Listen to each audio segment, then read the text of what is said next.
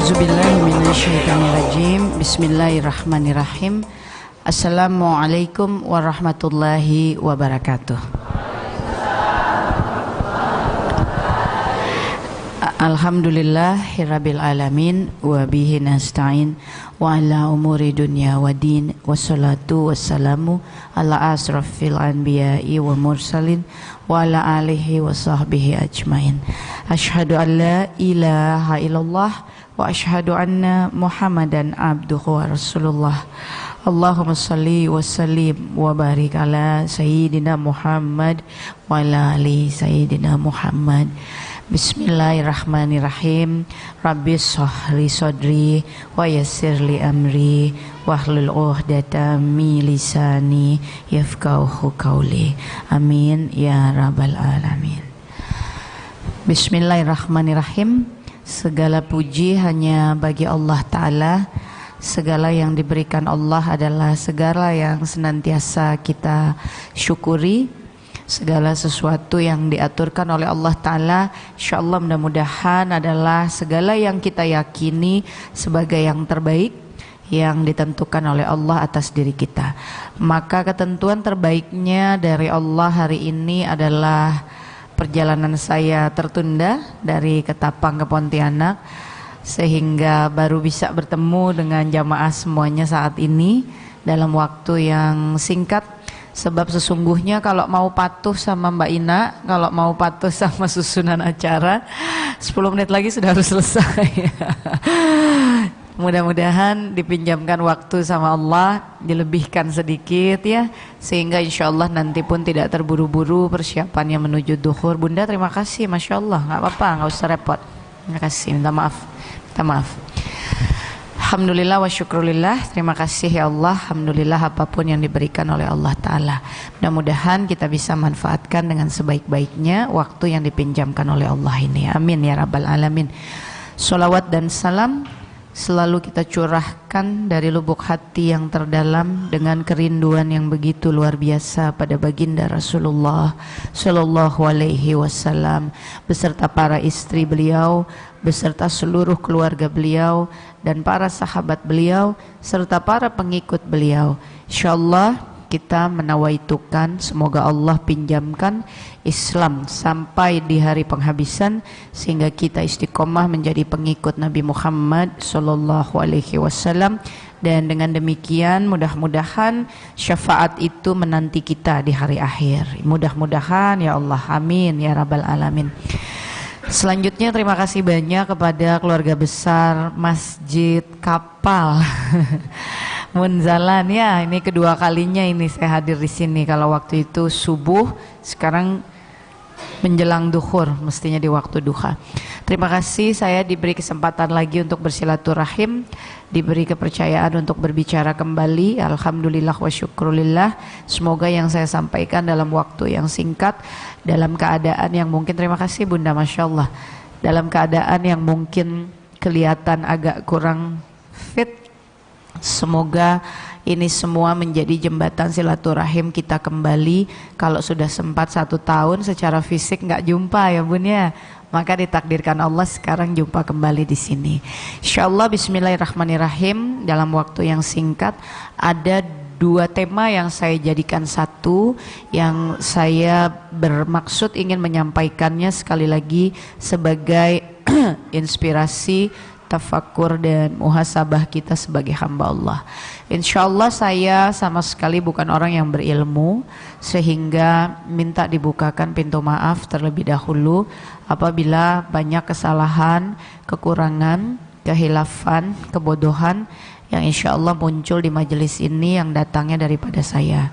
Mudah-mudahan pintu maaf itu yang akan menjadikan kemudahan bagi saya di hari akhir mempertanggungjawabkan setiap yang muncul dari lisan saya nanti di hadapan Allah Ta'ala.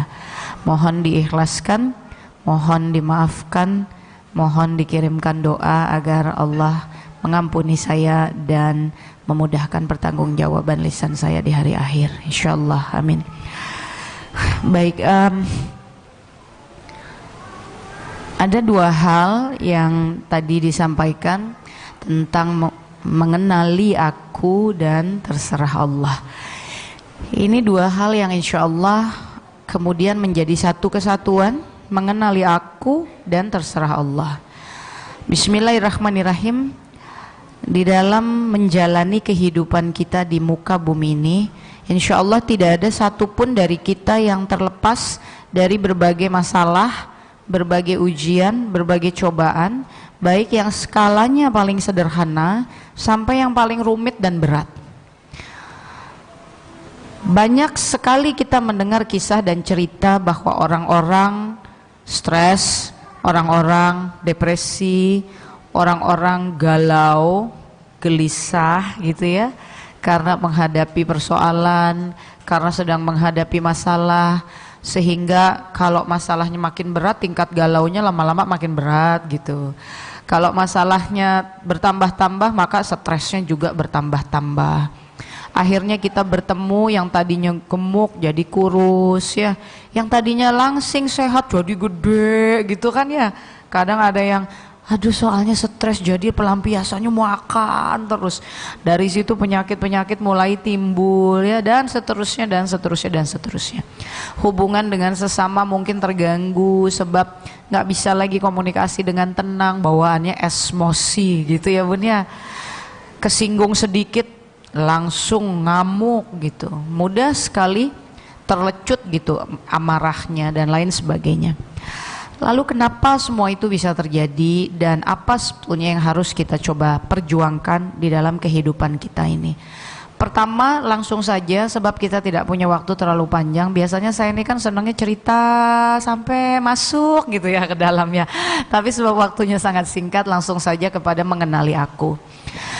Insya Allah ini sebetulnya tema yang sangat sederhana, tema di mana saya selalu mengajak diri saya untuk bertafakur, mengenali siapa saya sebetulnya. Apakah saya yang Peggy Melati Sukma yang di hari kemarin dibacakan? Narasi itu sebetulnya bagian dari mempersingkat pembuka ceramah saya, sebab dalam narasi diceritakan secara singkat perjalanan hidup saya. Ketika saya misalnya berhasil di dalam kehidupan saya sebelumnya, ketika saya berkiprah di berbagai macam bidang, tidak hanya bidang keartisan, tapi juga di dunia bisnis, di dunia sosial, di pemerintahan, dan di berbagai macam bidang. Apakah Peggy itu yang itu? Peggy itu adalah sosok yang diberikan keberhasilan yang begitu luar biasanya, baik di bidang pendidikan, artis, ina, itu, segala macam. Apakah Peggy itu yang itu? Apakah saya itu adalah yang itu atau yang mana? Oh, saya yang anaknya orang tua saya. Betulkah saya itu atau aku itu adalah yang itu? Oh, aku itu yang rumahnya ada 4, 5, 6, 7, 8, mobilnya 30 berjajar-jajar ya, perhiasannya kalau dipakai nggak muat tangannya nampung gelangnya mungkin ya bun ya, nggak muat ini lehernya nampung kalungnya gitu. Aku ini yang mana? Atau aku ini yang nggak punya apa-apa, mau makan aja susah ya, mau beli apa-apa aja nggak bisa. Siapa sih aku ini sebetulnya? Yang mana sih aku ini sebetulnya? Maka insya Allah perjalanan kita untuk mengenali Allah Ta'ala bersandar kepada apa yang disampaikan dalam hadis qudsi, man arafa nafsahu faqad arafa rabbahu. Barang siapa mengenali dirinya, dia akan mengenali Rabbnya, dia akan mengenali Tuhannya. Tapi kita harus kenal dulu sama diri kita ini, karena diri kita ini jembatan kita untuk mengenali Allah Ta'ala. Kenapa kok seperti itu? Kenapa dengan mengenali diri kita, kita bisa mengenali Allah Ta'ala? Jadi kita ini siapa? Maka sebetulnya langsung saja kita masuk misalnya kepada beberapa dalil di dalam Al-Quran yang insya Allah senantiasa mengingatkan dan mengingatkan kita lagi tentang proses kejadian dan penciptaan kita ini loh sebagai makhluk. Misalnya surah Al-Hajj ayat 5, bagaimana di sana Allah mengatakan, Allah mengingatkan barang siapa yang ingkar terhadap hari akhir, nggak percaya ini sama hari akhir, akalnya ini nggak mau dipakai untuk mengimani hari akhir, maka langsung dirunut sama Allah. Suruh dikasih tahu orang-orang yang demikian bahwa sesungguhnya Allah itu menciptakan kita daripada tanah, lalu kemudian dijadikan air mani, lalu kemudian dijadikan segumpal darah, lalu kemudian dijadikan segumpal daging, lalu dilekatkan ke dalam rahim, lalu tumbuhlah daging itu menjadi bayi sampai dengan waktu yang sudah kami tentukan, kata Allah. Lalu kemudian dia dikeluarkan ke dunia. Setelah di dunia maka dia akan dijadikan dewasa oleh kami. Lalu setelah dewasa diantaranya ada yang kami matikan, ada yang diantaranya kami jadikan tua. Setelah tua dia pikun, dia nggak ingat lagi apa yang dia pernah ingat. Dirunut nih sama Allah proses kejadian manusia sampai akhirnya tiba lagi di hari akhir, pulang lagi kepada Allah Ta'ala. Maka insya Allah ini hanya contoh salah satu dalil, tapi begitu banyaknya di dalam Al-Quran. Allah senantiasa mengingatkan kepada kita bagaimana Allah menciptakan kita, dan penciptaannya ini nggak bakal bisa dikejar dengan akal. Dari tanah menjadi air mani. Siapa yang mau jelaskan sama saya caranya? Siapa yang mau jelaskan sama saya? Nanti ya Ustadz kita, Kiai Alim Ulama, dibedahnya itu secara keimanan. Tapi kalau mau pakai kasat kita aja, dari tanah menjadi air mani, nggak nyampe nih penjelasannya kayak gimana. Mesti dibedah pakai Al-Quran penjelasannya, ya. Jadi insya Allah Allah ini senantiasa mengingatkan kepada kita bahwa bahkan diri kita ini diciptakan oleh Allah Ta'ala dengan tingkat kerumitan yang seperti itu. Dari segumpal darah jadi segumpal daging, ya. Lalu daging ini dilekatkan ke dalam rahim. Lalu pada ayat yang lain, surah yang lain, As-Sajdah, kemudian dia ini akan dibungkus oleh tulang belulang, lalu dialiri oleh darah. Ini lapis demi lapis ini dibuat oleh Allah. Belum pada Az-Zumar ayat 6 diceritakan bahwa di alam rahim kalian akan melewati 3 masa kegelapan. Ada lagi jenjangnya, nggak langsung tiba-tiba masuk jadi selesai gitu, enggak. Ada lagi 3 masa kegelapan, tahapan-tahapan yang harus dilalui oleh ciptaan ini untuk sampai di masa dia bisa dikeluarkan ke dunia. Jadi semua ini punya Allah. Allah yang melakukannya, Allah yang mengkreasikannya, Allah yang mempersiapkannya. Jadi aku ini adalah ciptaan Allah Ta'ala. Allah lah yang menciptakan jasad kita. Selesaikah sampai di situ? Nggak selesai. Jasadnya udah jadi, masanya sudah tiba. Pembentukan jasad ini masanya sudah memasuki keadaan yang disempurnakan di alam rahim. Lalu apa yang Allah lakukan? Nggak bisa dia jadi apa-apa kalau Allah tidak ridho meniupkan ruh ke dalamnya. Jadi setelah jasad ini dibentuk, botol ini dibuat, dia nggak bisa disebut sebagai apa? Air minum dalam kemasan. Kalau nggak diisi air, jadi apa? Nggak bisa. Mau udah jadi botolnya pakai tutup ditaruh begini, nggak ada airnya, nggak bisa dia disebut air minum dalam kemasan. Dia mesti diisikan air, lalu ditutup botolnya. Maka akhirnya setelah dipegang kita bilang air mineral, air kemasan gitu ya, air minum, sebab ada airnya. Maka manusia, dia menjadi manusia sebab Allah tiupkan ruh ke dalamnya. Kalau Allah tidak tiupkan ruh ke dalamnya, atau kalau ruh selesai dari tugasnya, maka apa? Jasad ini disebut apa? Jasad ini disebut mayat. Alhamdulillah. Maka kita ini semua mayat yang dipinjamkan ruh oleh Allah Ta'ala. Selesai sampai di situ. Sebab kalau ruh ini selesai tugasnya, maka ini mayat ini. Ini cuma jasad yang terbujur, nggak bisa apa-apa dia. Ya, maka insya Allah kita ini bertafakur, bermuhasabah, ya Allah, rupanya tanpa Engkau meniupkan ruh, tanpa Engkau mengizinkan ruh itu masih bersemayam di dalam jasad, maka nggak ada apa-apa yang kita bisa lakukan. Nggak bisa memperbaiki diri, nggak bisa menegakkan sholat, nggak bisa bantu sesama, nggak bisa berceramah, nggak bisa bertanya jawab, nggak bisa mengendarai mobil, nggak bisa memasak, nggak bisa mencintai suami, suami nggak bisa menyayangi istri, nggak bisa. Maka pada titik ini insya Allah kita ingat, Allah katakan pada An-Nisa 131, 32, 33, di sana Allah menyampaikan bahwa apa yang ada di langit, apa yang ada di bumi dan semua yang ada di dalamnya itu milik aku, kata Allah. Miliknya Allah Ta'ala, bukan milik siapa-siapa, bukan milik kita, miliknya Allah.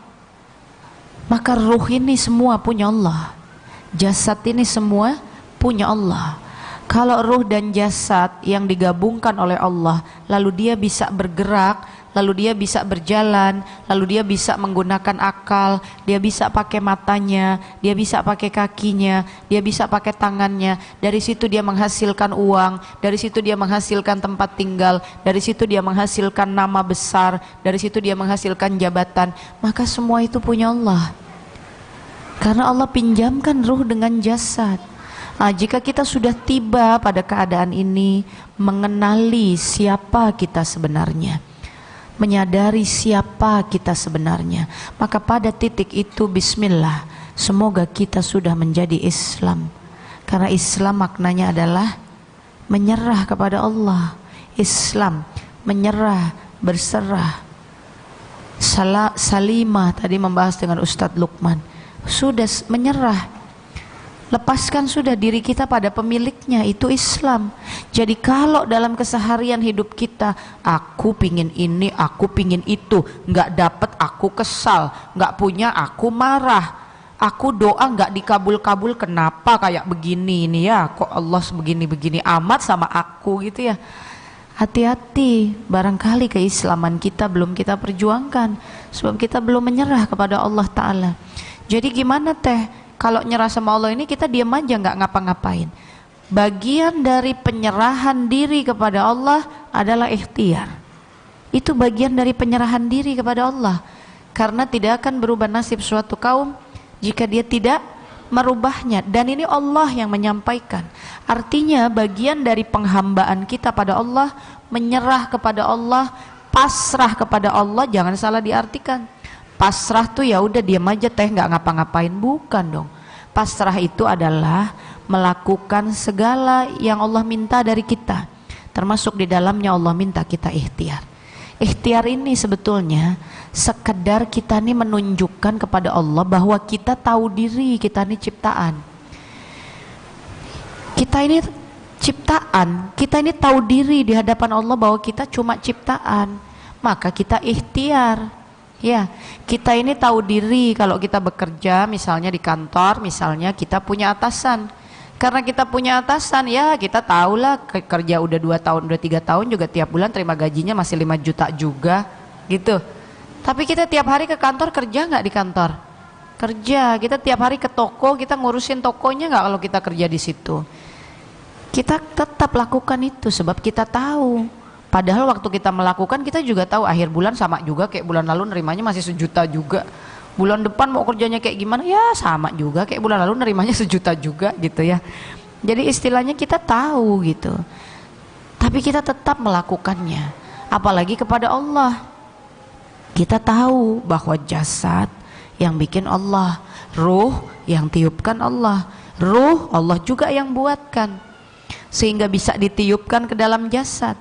Kita tahu itu, kita sadar itu, maka kita ikhtiar, tunjukkan kepada Allah. Nah ikhtiar ini apa? Masuklah kita kepada bagian terserah Allah. Ikhtiar ini jangan salah diartikan.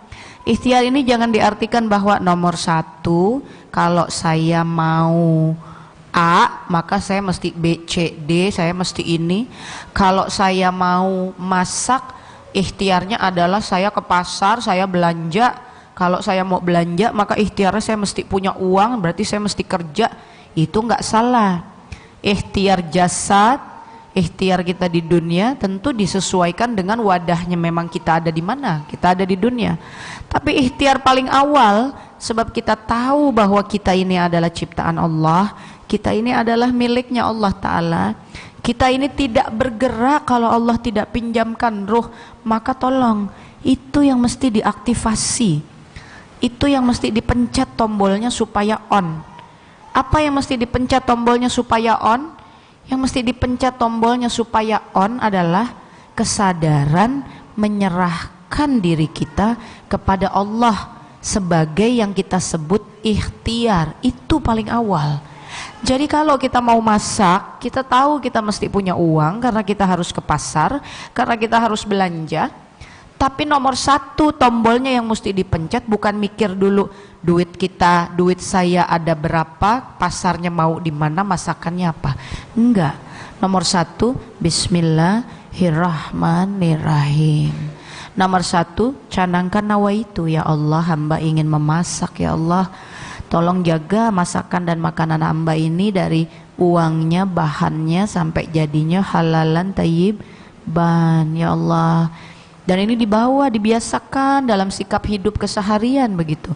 Bahkan kalau mau naik tangga, nah ini sederhana mungkin kedengarannya, tapi mulai membiasakan diri menjadi hamba Allah, latihan. Saya bukan bilang saya sudah bisa, karena saya pun belajar dan saya dilatih. Maka saya bagi ini ya kepada para jamaah, latihkan, biasakan. Mau naik tangga, langsung akalnya ingat. Langsung akalnya dipakai seperti kenapa Allah kasih kita akal. Kita dikasih akal supaya kita bisa mengenali Allah. Maka sederhana aja, contoh paling sederhana. Mau naik tangga, akal ini sadar bahwa tanpa ridho Allah nggak nyampe kita di ujung tangga. Tanpa ridho Allah nggak nyampe dari atas sampai ujung bawah. Karena kalau anak tangganya ada 20, apalagi pakai belok dan berkelok, di anak tangga manapun mungkin aja umur kita selesai. Cuma sekedar kepleset, palanya kebentur tembok, udah selesai kok kita ini. Bisa apa kita ini di hadapan Allah? Maka ingat kita, mau menaiki tangga, mau menuruni tangga, Bismillahirrahmanirrahim. Bismillahirrahmanirrahim. Allah tolong jaga jalanku ini. Padahal cuma sekedar naik turun tangga, cuma sekedar naik eskalator, cuma sekedar naik lift misalnya, cuma sekedar mau ngiris cabe misalnya. Tapi ini dilatihkan. Ini sebetulnya Allah lebih dekat dari urat nadi. Allahnya nggak pernah kemana-mana. Allahnya lebih dekat dari urat nadi, selesai. Statement Allah itu pada kita pada surat Kahf 16-17. Allah sudah memberi pernyataan kepada kita, aku lebih dekat dari urat nadi. Persoalannya kitanya ini yang udah dikasih tahu, mau nggak kita mengaktifkan kedekatan Allah itu, karena Allahnya nggak pernah kemana-mana. Kitanya mencoba menyatukan diri nggak di tiap-tiap waktu. Kalau ada kesempatan sholat tobat kita, karena udah diciptakan rasanya begitu ya, dilatih begitu ya. Jadi sekali lagi bunda, ayahanda, saudara-saudariku sesama muslim muslimah, Bismillahirrahmanirrahim. Berangkat dari mengenali aku ya, siapa aku, maka aku ini ciptaan.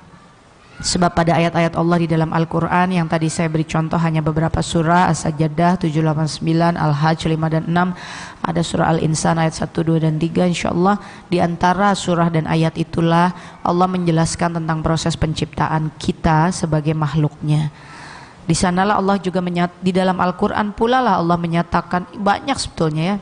Di Baqarah ada, insyaallah An-Nisa yang saya ingat 131, 32, di mana Allah mengatakan semua yang ada di langit, yang ada di bumi dan yang ada di dalamnya itu milik aku, punya aku. Pokoknya punya aku, berulang-ulang. Allah katakan aku maha kaya, aku tidak perlu apapun dari kalian ya. Di surah Al-Fatir, kalian yang butuh kepada aku. Allah nggak perlu apa-apa dari kita, kita yang perlu sama Allah, perlu sekali sama Allah. Jadi aku ini hamba, menghamba, bahkan lebih rendah dari itu. Aku ini enggak ada di hadapan Allah Ta'ala. Ya orang akunya juga tidak akan ada kok di dunia kalau Allah tidak ridho menciptakan kita. Berarti di hadapan Allah ini kita enggak ada. Kita ada karena Allah mengadakan kita. Maka kita enggak ada di hadapan Allah ini. Kalau Allah tidak mengadakan kita, kita ini tidak ada. Jadi itulah kedudukan kita di hadapan Allah, sama sekali tidak ada.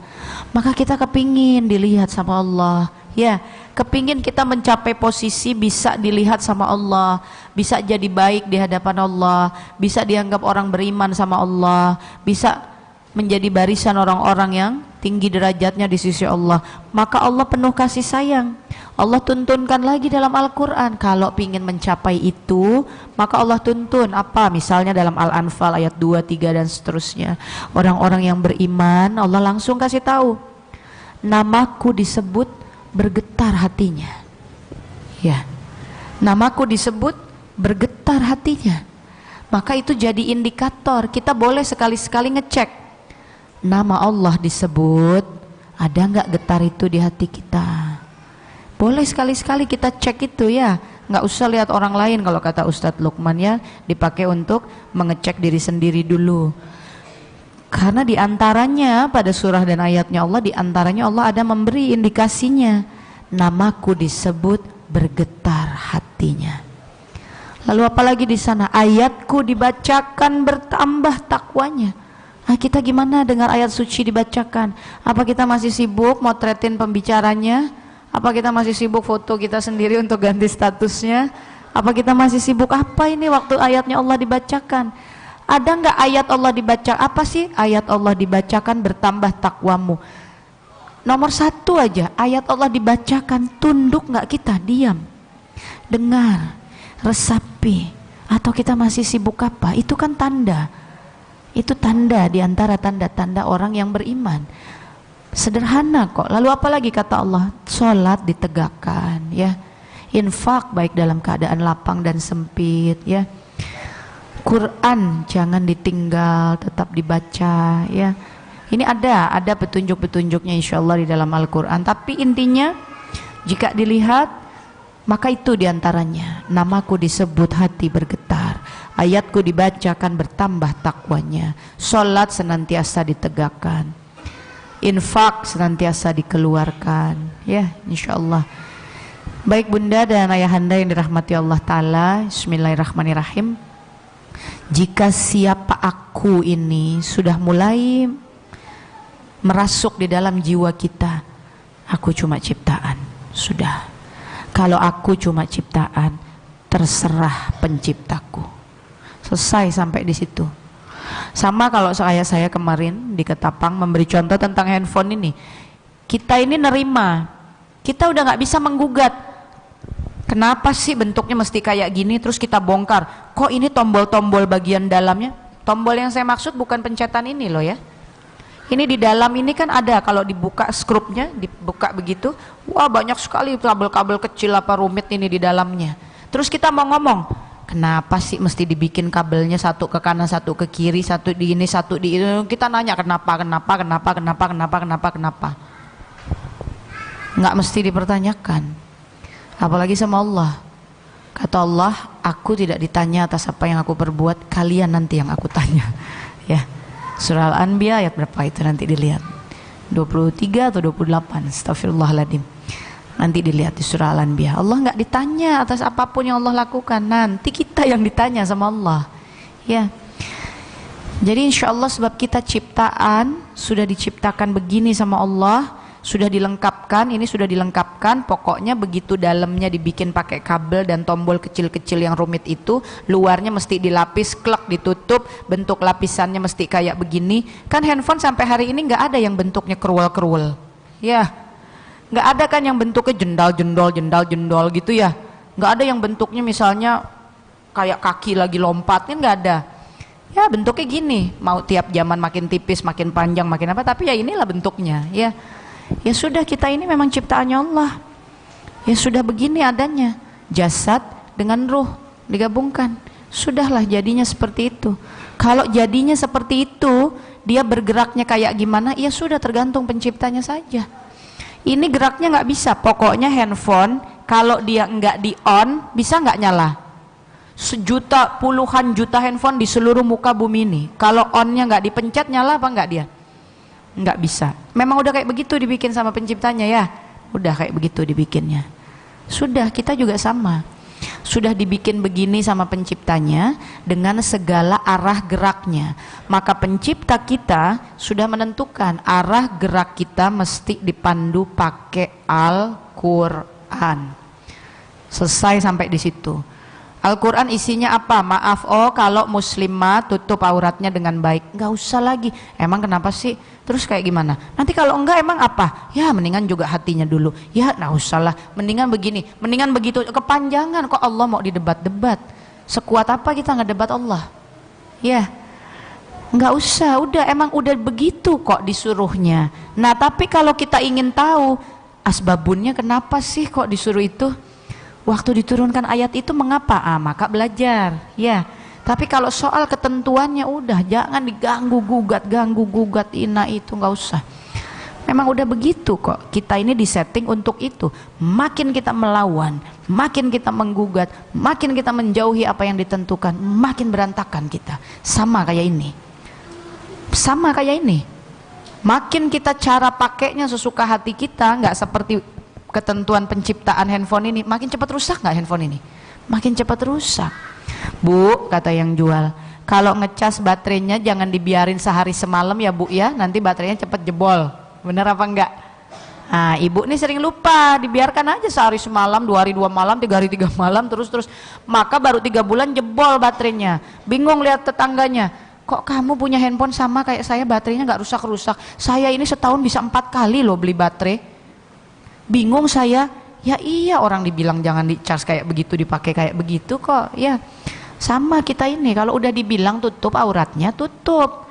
Kalau nggak ditutup ada aja pasti nanti. Enggak kok teh, banyak kok orang yang hidupnya tetap baik-baik, tetap senang-senang. Hati-hati, baik-baik senang-senang ini bukan artinya dia baik-baik dan senang-senang loh. Itu cuma seperti mata kita. Makin dia nggak mau tunduk sama Allah, makin dihajar dengan kesenangan. Jeleger, dihajar terus dengan kesenangan. Supaya apa? Lupa dia. Itu sesat. Nggak mau kita. Ya Allah, kalau boleh minta sama Allah rezeki banyak, halal, tayyib, dan mendekatkan hamba padamu ya Allah. Kalau rezekiku banyak dan menjauhkan aku darimu ya Allah, ambil saja dariku. Lebih baik tidak punya tapi dekat dengan Allah, sebab selamat daripada di dunia punya segala sesuatu tapi nggak tahu kita selamat apa enggak di hadapan Allah Ta'ala. Naudzubillah min dzalik ya. Jadi kira-kira itu Bunda, maka ujungnya terserah Allah ya. Pada temanya waktunya sudah mau habis, tinggal 5-10 menit lagi, maka di ujungnya terserah Allah. Kenapa kok terserah Allah? Ya itu, terserah yang bikin handphone. Udah nggak bisa kita mau ganggu gugat lagi kayak apa, nggak bisa ya. Tolong dong bilangin sama penciptanya di negara mana itu bikinnya jangan kayak gini dong, bikinnya bentuknya kayak orang joget dong gitu handphonenya. Nanti kita nelponnya megang ujung tangannya gitu ya, kayak wajah orang joget gitu kan. Nggak bisa, nggak bisa, udah terserah Maha Pencipta kita. Jadi dalam hidup ini tiba-tiba aku dapat rezeki loh 10 juta, alhamdulillahirabbil alamin, astagfirullahaladzim wa atubu ilaih, innalillahi wa inna ilaihi rajiun ya. Masya Allah, pokoknya Allah terus dipuji, Allah dipuji, kita minta ampun, kita ingat kita ini milik Allah, matinya juga nanti pulangnya ke Allah, kita pokoknya ingatnya Allah, dikasih 10 juta. Narok duit ini, saya nggak punya uang seada-adanya cuma sebegini, ditaruh baik-baik, begitu besok dicari nggak ada uangnya. Nah ini biasanya jiwa ini marah, ini kesal, siapa ini ada maling ini di tempat ini, tahu nggak sih nyuri itu dosa? Ya semua orang juga tahu nyuri itu dosa ya. Tahu nggak sih ngambil yang bukan milik orang itu dosa? Nangis bercucur air mata, aduh uangku cuma segini kok hilang, kenapa Allah bikin kayak begini sama aku gitu ya. Kok tega sekali Allah. Jangan ya Allah, astagfirullahaladzim wa atubu ilaih ya. Punya uang disimpan baik-baik hilang, alhamdulillah. Benar ya? Benar ya? Insya Allah. Nggak apa-apa ya hilang. Ditunggu nih jawabannya.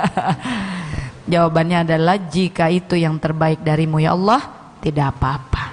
Harus berani jawabnya. Harus berani. Nggak apa-apa kok, dalilnya ada soalnya. Ada kok dalilnya. Allah Maha mengetahui, kita tidak tahu. Wallahu ya'lamu wa antum la ta'lamun. Ya. Allah Maha mengetahui, antum enggak tahu apa-apa. Jadi nggak apa-apa, jawabnya itu aja. Benar ya, nggak apa-apa uangnya hilang, jika itu menurut Allah yang baik untukku tidak apa-apa. Ya kalau emang itu yang baik kata Allah kan nggak apa-apa. Yang penting kan baik kata Allah, jangan kata kita ya. Jadi insya Allah semuanya terserah Allah, semuanya punya Allah. Biarkan Allah bekerja, kita ikhtiar saja. Kita ikhtiar, oh saya udah dikasih dunia kayak begini enaknya, maka saya mesti tunjukkan terima kasih saya sama Allah, maka saya nggak buang sampah sembarangan, maka airnya kalau sudah dibuka setengah dihabiskan, maka kalau nggak habis dibawa pulang supaya nanti bisa dihabiskan. Itu kan ikhtiar. pengen nunjukkan diri sama Allah kalau kita berterima kasih sama Allah. Ya, oh iya ya, saya udah dikasih kaki saya ini mesti dijaga dengan baik. Maka saya setiap pagi jalan pagi supaya kaki saya ini juga sehat ya. Maka saya olahraga supaya kaki saya ini sehat. Tapi mengenai udah olahraga tetap juga dikasih penyakit, terserah Allah. Nggak apa-apa, udah terserah Allah aja kok semuanya. Ya kenapa saya udah olahraga tapi tetap dikasih sakit? Ya wallahu alam bisawab. Kalau ditanya kenapa, maka baliknya ke Az-Zumar ayat 10. Terima kasih ya Allah masih dikasih kesempatan buat sabar. Sementara sabar itu adalah amaliyah yang pahalanya disempurnakan langsung oleh Allah dan tidak ada batasnya. Terus nggak ada batasannya ini pahalanya. Udah semuanya dari Allah ini baik. Semuanya dari Allah baik. Ya. Semuanya dari Allah baik insyaallah. Jadi bismillah Bunda, sebab kita adalah ciptaan bukan pencipta, kita dimiliki bukan memiliki, maka semuanya terserah alhamdulillahirabbil alamin. Ya, semoga Allah lindungi kita semua. Mudah-mudahan Allah memudahkan segala yang sulit, semoga Allah menguatkan segala yang lemah, Allah menyehatkan yang sakit, Allah lunasi segala hutang ya. Allah jadikan suami, istri, anak, keluarga semuanya soleh-solehah.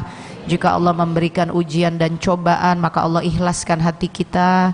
Allah mudahkan ya Allah agar kami bisa selalu berkumpul dengan orang-orang salih, amin. Berkumpul dengan para hamba-hambamu yang ingin selalu merindukanmu dan menuju kepadamu ya Allah. Allah jadikan akal hamba ini selalu mengingat, mempedulikan dan mengusahakan agar hamba bisa terus merunduk dan berbakti padamu ya Allah, amin ya Allah. Semoga di dunia ini ya Allah Engkau izinkan yang datang selalu yang halal dan thayyib ya Allah pada hamba, amin ya rabbal alamin. Pada waktunya nanti Allah matikan kita dalam keadaan sebaik-baik peristiwa, dalam semudah-mudahnya sakaratul maut. Mudah-mudahan husnul khatimah. Allah mudahkan kita menjawab pertanyaan para malaikatnya di alam kubur. Allah mudahkan perjalanan kita menanti hari kebangkitan. Mudah-mudahan di hari kebangkitan dibangkitkan untuk yang kedua kalinya, dilahirkan kembali dalam keadaan yang sebaik-baiknya, sehingga keadaan yang baik itu ya Allah akan mengantarkan hamba pada kebaikan, ke padang mahsyar ya Allah, sehingga di sana bisa bertanggung jawab di hadapanmu dengan sebaik-baiknya ya Allah.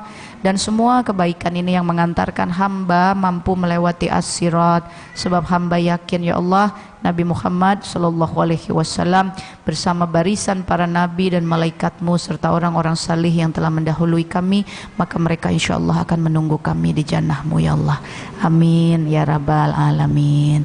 Terima kasih Bunda Ayahanda, wallahu a'lam bisawab. Semuanya hanya milik Allah Ta'ala. Saya minta maaf, mohon pamit. Insyaallah siang ini pukul 2 ada di Balai Betiti ya, ada majelis juga di sana pukul 2 sampai pukul 4 sore saya akan mengisi di sana. Besok saya pamit menuju Singkawang. Dari Singkawang insyaallah nanti langsung balik ke Pontianak tapi menuju bandara kembali ke Jakarta. 1 hari di Jakarta akan lanjut ke Sulawesi dan insyaallah nanti berlanjut lagi ke kota dan negara-negara lainnya. Minta doa ya Bun ya. Doakan ya Bunda ya, Ayahanda. Selamat berjuang terus juga di Pulau Kalimantan ini. Mudah-mudahan sentra cahaya Islam ada di tempat ini ya. Amin ya rabbal alamin. Wassalamualaikum warahmatullahi wabarakatuh.